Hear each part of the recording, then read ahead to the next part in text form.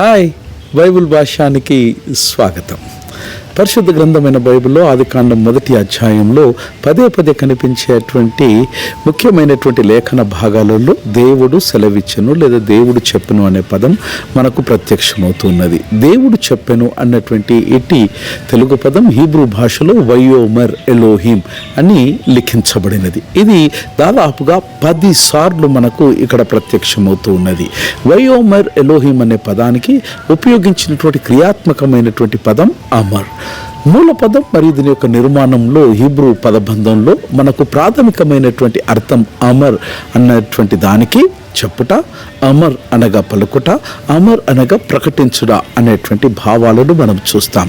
అమర్ అనేది హీబ్రూ బైబిల్లో అత్యధికంగా ఉపయోగించబడినటువంటి వాక్కు సూచక క్రియాది.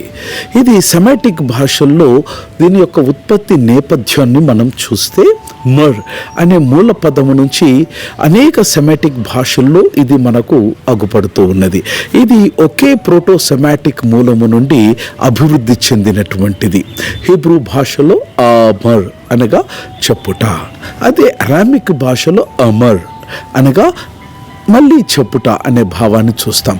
సిరామిక్ భాషలో ఎమర్ అనగా పలుకుట అని చూస్తాం.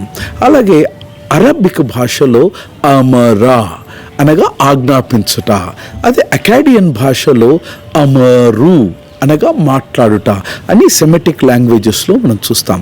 అరబిక్ భాషలో ఈ పదం అధికార వాక్కుగా అనగా కమాండ్ ఇచ్చేటువంటి అర్థాన్ని సంతరించుకుంటుంది.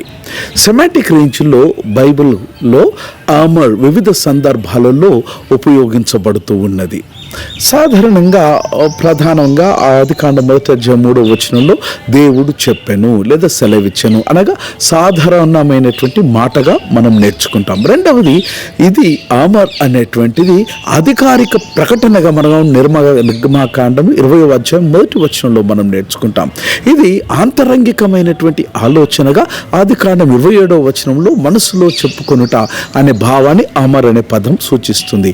నాలుగవది, ఒడంబడిక ప్రకటనగా ఆదికాండం 12వ అధ్యాయంలో మనం నేర్చుకుంటాం.